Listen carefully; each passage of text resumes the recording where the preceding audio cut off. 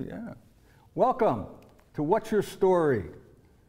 Every week, I bring you a guest who's authentic and genuine with ideas and practical information, insights that you can put to work immediately in your personal life as well as your professional life.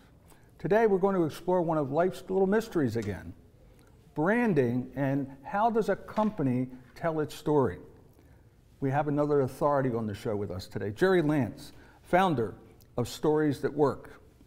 Gerry calls himself a creative guy in a business suit. Companies tap Gerry to help them tell their story only the way that they can. He's honed story skills at top major ad agencies in New York City, where he received multiple awards for his creativity and his market effectiveness. Gerry, welcome to What's Your Story? Well, thank you, Charlie. That's a great introduction. I appreciate that. Well, now you have to live up to it, Gerry. Okay, I'll give it a good shot. So exactly what does Stories That Work do? Stories That Work helps organizations of all types, business to business, business to consumer, or even nonprofits, tell the story only they can tell. Now, there's a big problem in the marketplace. Everybody thinks they're telling a story. It's the most overused word in business today. It's been around this story thing in business for about 20 years. And what's happening? They're not really telling stories because, in fact, they're not applying narrative thinking and they're not actually telling a story with an arc. What they're doing, and this is horrible, is they've got to stop telling everybody why they're exactly like their competition and start telling the story that only they can tell, as you said in the intro. And when they do that, it's the one thing their competitors can't copy. Yet they never quite get to it. You want to ask me why? Well, no, I want this thing about nobody can copy it. Go a little deeper with that. What do you mean?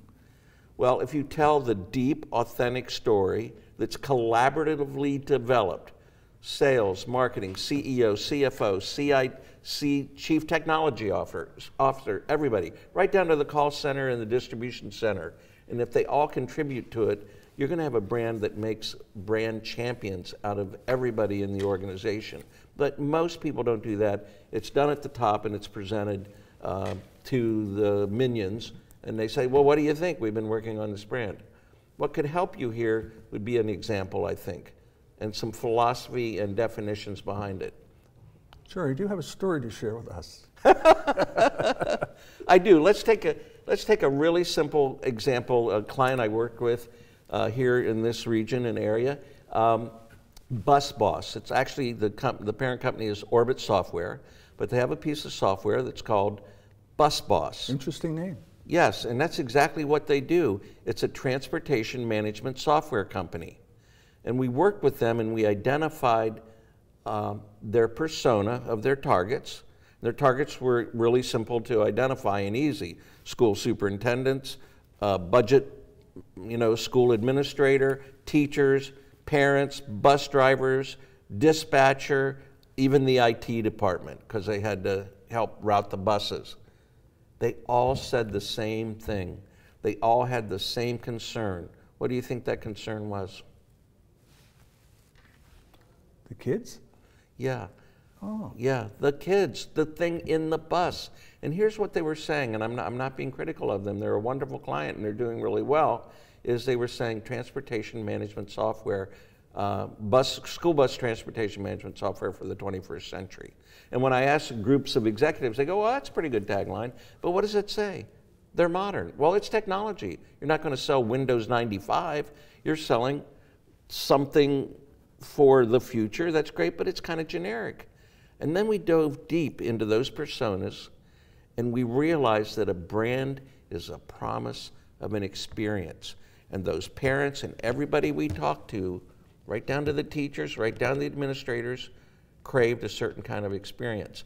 Not up here in their head, but down here in their heart. It was the safety of the children, that they're going to arrive at the spot they need to be, when they are going to be there, and how they're going to get picked up. So that was the story that we delved into.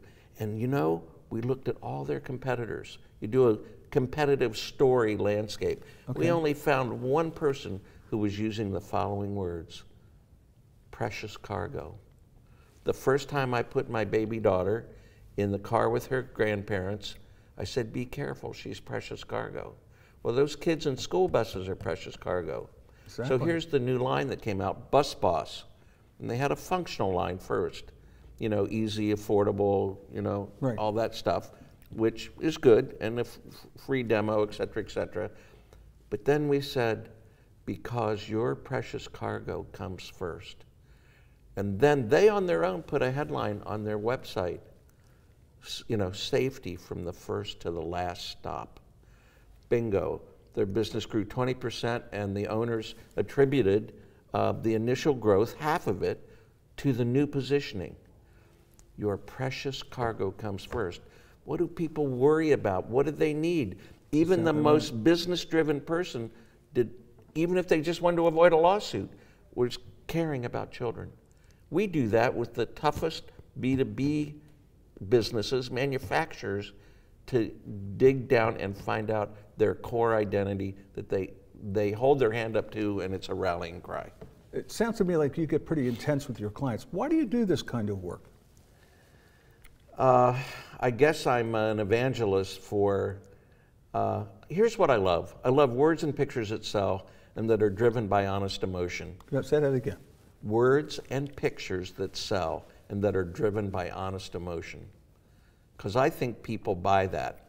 They don't just buy a litany of benefits and features and then some pricing, and that's not it. So the tagline then on Busboss is? Because your precious cargo comes first. That's an emotional line. And you show the kids in the bus. Yeah, that touches the heart, right here. And they have a video, they're brilliant. We're showing parents, as the kids come off the bus, hugging them. So, here's the definition. I want to say it one more time, of a brand. Maybe we could put that slide up, the definition of a brand. The brand is the promise of an experience and the experience of that promise delivered. So you as the marketer on one end, and you're putting your messages out into the marketplace, but you should be talking about the experience you're offering. And I just don't mean, oh, we got customer service. Baloney. Everybody has customer service. What makes you different and better in terms of the authentic emotion that you're delivering? What's it like to work with you? And the customer experiences that promise delivered. That's your brand. Let's go to who owns the brand. This is important. Next slide, please. Who owns the brand? They're going to bring that up in a second. There you go. There we go. So as a marketer, you only own, see, I'm not a CPA, but I can figure out that if you're the marketer and you only own 50% of your brand, and the customers, clients, prospects, suspects own the other 100%, that comes to 150%. So who should you be talking to? Who should you be interacting with? Talk to the salespeople, talk to customer service, who actually have, and the CEO, who have the closest interaction with the clients. What are they hearing from them? It's their language that you want to feed back to them, not yours. So, moving on. So, what is the role that you actually play when you're working with a client? I'm the story generator, and how we do that is the answers are inside my clients. I just help them deliver it. And you do that because the world works on top of mind now. We have a top of mind world driven by SEO, and if you're not up in there at the top of searches or in the top of people's minds in their consideration set, you're not going to get searched, looked for, called, whatever. And what I help them do is discover what they themselves think of when they think of their brand, but more importantly, what their customers and prospects think of when they think of their brand. Maybe it's nothing. Maybe it's, who? And that's the worst place you can be. You need to hook them two ways. You have to have a rational appeal and an emotional appeal. Just like our brains work, they make the rational decision to purchase based on features, benefits, and pricing, but they buy into you if you're accessible, empathetic, authentic. Well, you said something I want to go back to, and that was the answers inside. Yes. And one of the problems that a lot of B2B marketers do is they focus on creating a brand for a client as opposed to helping the client discover. So could you go into that? Because I think that's pretty close to your method. Critical, gosh, you're very sensitive. I'm serious about that. I often go into clients and say, we're not going to invent your brand. Exactly. We're going to discover it, and guess what? It's already in you. And I cannot tell you the number of times where the tagline has come right out of the client's mouth, or something close to their brand definition or their positioning comes right out of the client's mouth. And I say, I think that's the trench we should dig in. That's where the answers are. Because they own it, they have the 50%, and if they've been close touch with their customers, they know what it's going to take to please them.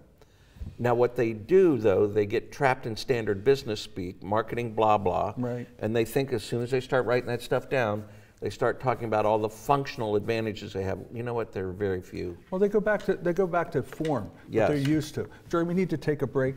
Oh. We have to go and help our sponsors out here. But when we come back, I'd like to explore this with you a little deeper. We'll be right back with Gerry Lantz, Stories That Work.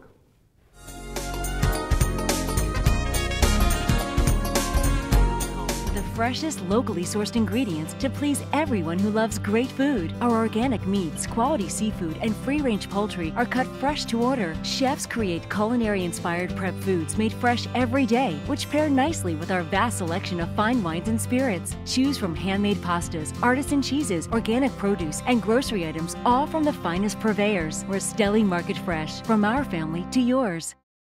RVNTV is a platform for people of any industry to share their story. Over 285,000 viewers are tuning in to RVNTV shows monthly. We guarantee a great experience that you'll be sharing with everyone you know while increasing your personal and company's brand awareness. But what is your brand? According to Forbes, it's a combination of your logo, your product, your design and feel, and your personality. Did you know that aside from being a guest, we offer even more opportunity to boost your brand? Adding your company logo and website on screen during your interview will allow viewers to recognize your brand instantly. Incorporating images and video clips is another great way to showcase your product during your live segment. Let viewers see how good you really are. And most importantly, there's you and your interview. For less than the cost of a newspaper, direct mail, or a magazine ad, you can leave our studio and within 48 hours have a permanent digital copy of your live segment to link to your social media, embed into your company website, or use in email marketing. Investing in your brand is so very important, and we can't wait.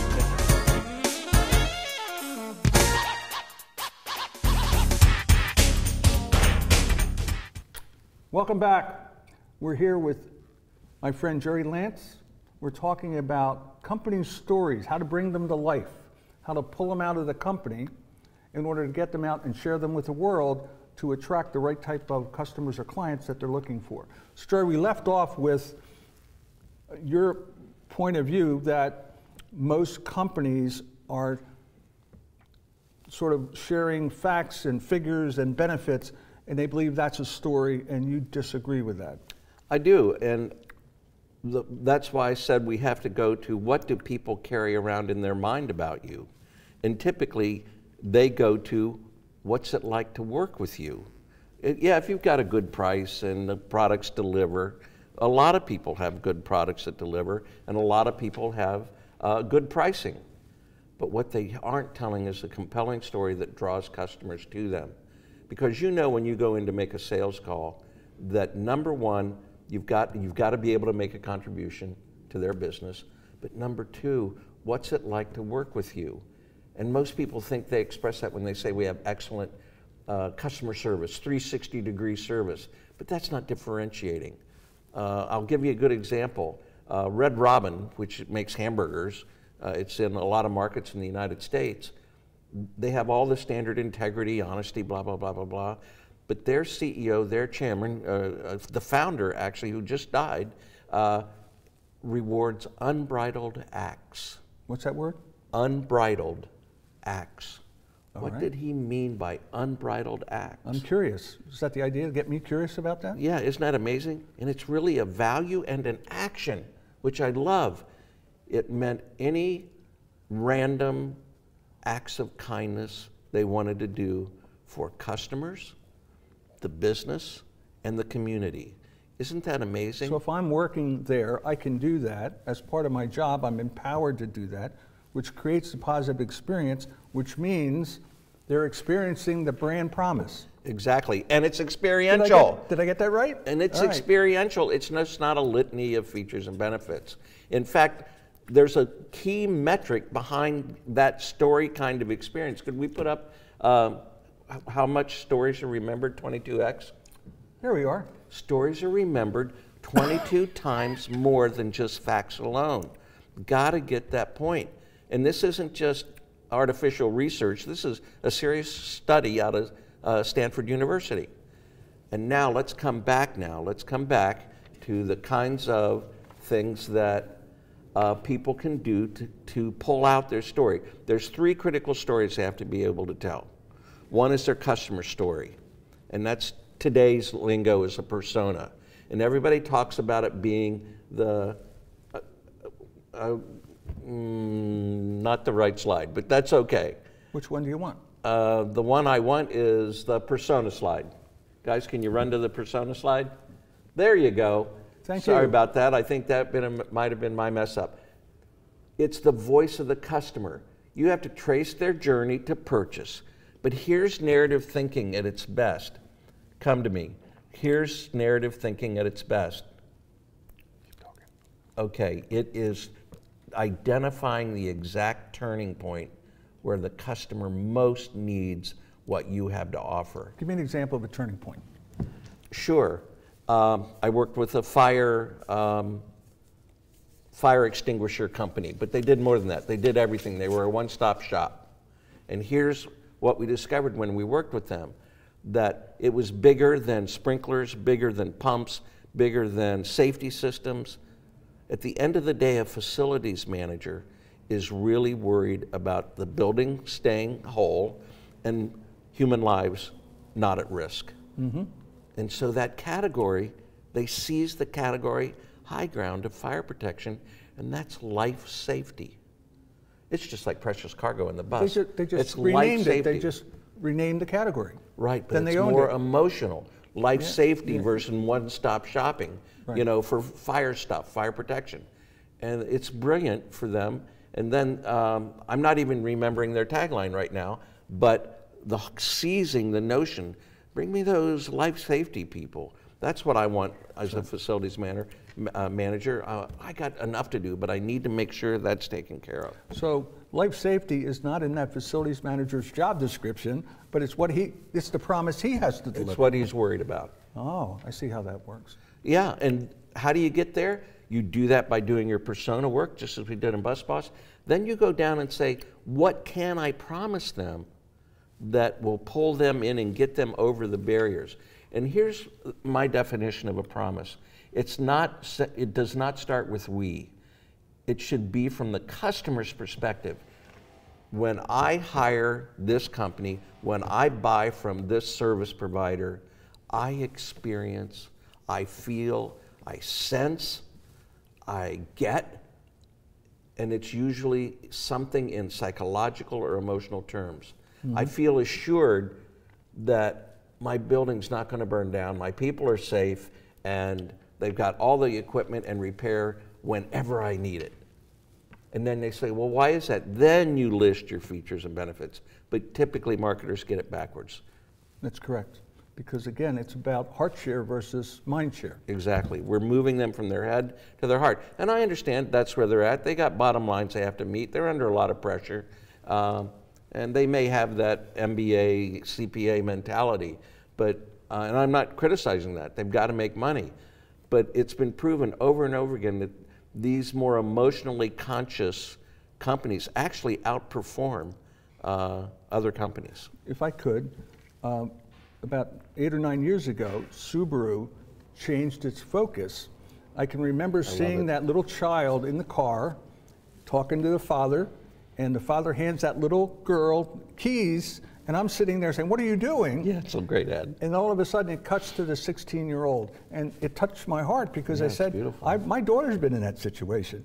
And that campaign, what they call the love campaign, is still in effect today. It is, and they're expanding it. And it was just in Ad Age, which I still read, that they're going even deeper into that. And here's the truth. The owners and managers and executives in Japan think that the tagline is confidence in motion.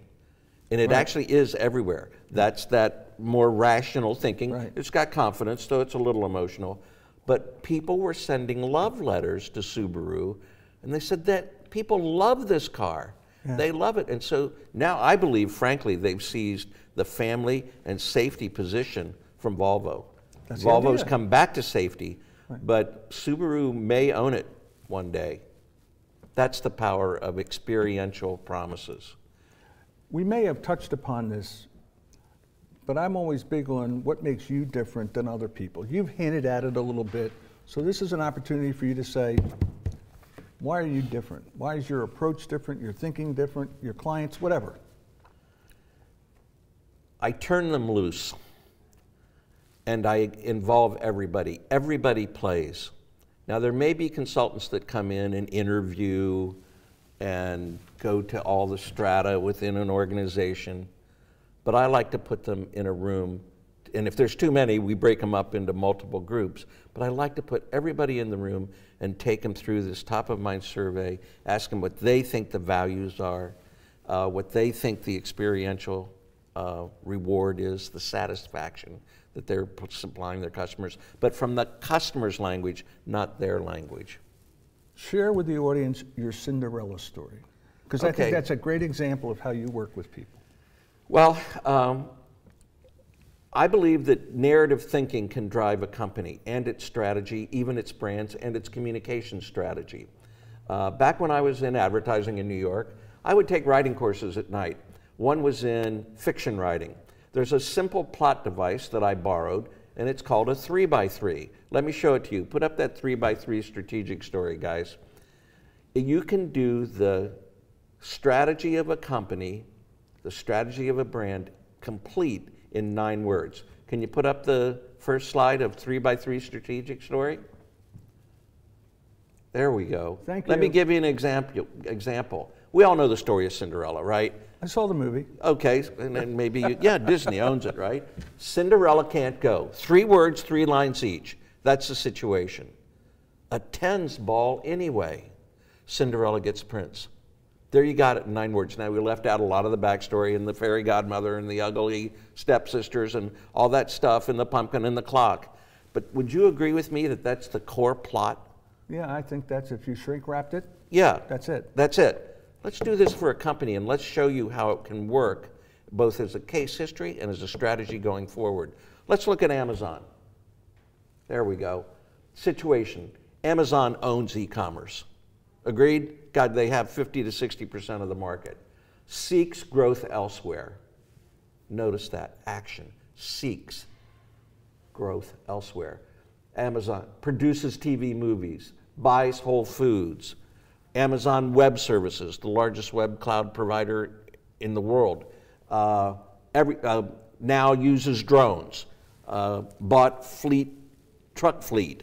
You know, it's just where you're going. I urge you to think about putting 3 lines of 3 words each in front of your executive team or anybody and ask them to say, where are we going, where are we headed? Put the situation first. Describe the action we need to take second, and what's the outcome? Where do we want to be? And I'm willing to bet dollars to donuts, my friend, that they'll be all over the map. I have only done this once where I have found a company where they were in complete harmony.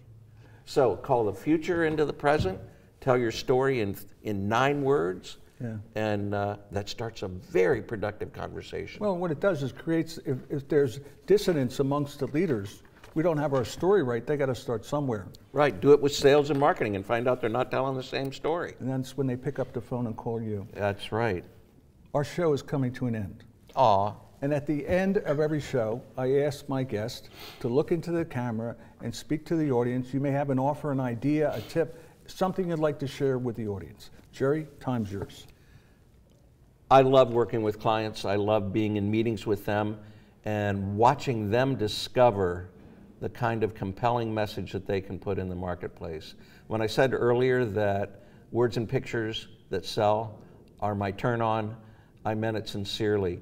And I don't have to have a great idea. I love it when I enable great ideas. So I'd love to enable your great idea, and if you would like to try this more powerful approach and persuasive approach to selling your products or services, I think we should talk. Starts with a conversation. How would they get in touch with you? It's very easy. Gerry Lantz at storiesthatwork.com. It's not up there, but it's Gerry Lantz, Gerry with a G. Gerry at storiesthatwork.com. How about a phone number? Can they reach you by phone? I'd rather not give that out. Okay. Is that okay? That's perfect. I don't know where this goes, and then I get enough spam. Well, no, you're too popular. You'd be overwhelmed and you couldn't service it. Yes, yes. Gerry, I want to thank you for coming on the show. I appreciate the way you spelled it out for people. They now have a roadmap to follow to determine whether they have an effective story or not. Yeah, that's great. Again, I want to thank the audience for tuning in today. Every week, I bring you a guest that's authentic and genuine, like Gerry, who's going to provide insights, practical information that they can put to use in their personal and professional lives immediately. So tune in next week for another episode of What's Your Story? Thanks for tuning in. Talk to you soon.